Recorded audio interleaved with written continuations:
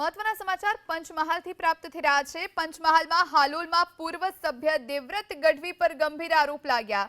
હાલોલ નગરપાલિકાના મહિલા chief officer સાથે ઝપાઝપીના આરોપ લાગ્યા છે।